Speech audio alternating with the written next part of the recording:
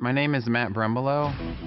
I'm one of the research engineers here at the Institute. And a big part of my job is to look at how people are dying or being injured in real crashes, and then to think about how those kinds of crashes could be incorporated into our test program here at the VRC. So a few years ago, one of the big projects that I started working on was to look specifically at rollovers. There are a few reasons that it's important to have a strong roof in a rollover crash. The main one is just to keep the survival space, the occupant compartment, intact.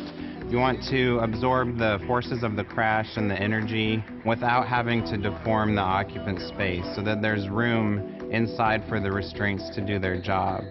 Another reason it's important is a big part of the risk in a rollover is being ejected or thrown from the car as it's rolling, and if the roof stays in place, then the windshield and the side windows are more likely to stay in place as well and keep people in the vehicle.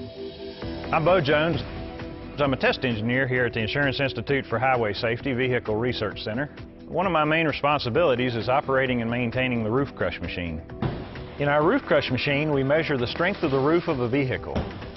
In order to do that, our machine uses these hydraulic cylinders to push a steel platen into one corner of the roof. We crush the roof through 5 inches, and during these 5 inches, the platen moves at a fairly slow rate of about 1/8 of an inch per second. In that stroke, we measure the maximum force that it takes to crush the car through these load cells. The maximum force recorded is then divided by the vehicle weight in order to come up with a strength-to-weight ratio. In our system of ratings, a vehicle must be able to achieve a strength-to-weight ratio of 4 or greater in order to receive a good. Our test has made a huge difference in the roof strengths of vehicles that are on the road.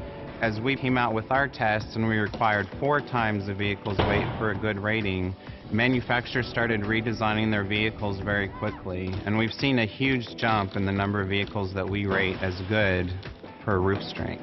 The best kind of rollover crash, though, would be the one that you don't get into, and manufacturers today are required to install a system on their vehicles. It's called electronic stability control. And this system is able to reduce the chances of you losing control of your vehicle and getting in the kind of situation that might lead to a rollover.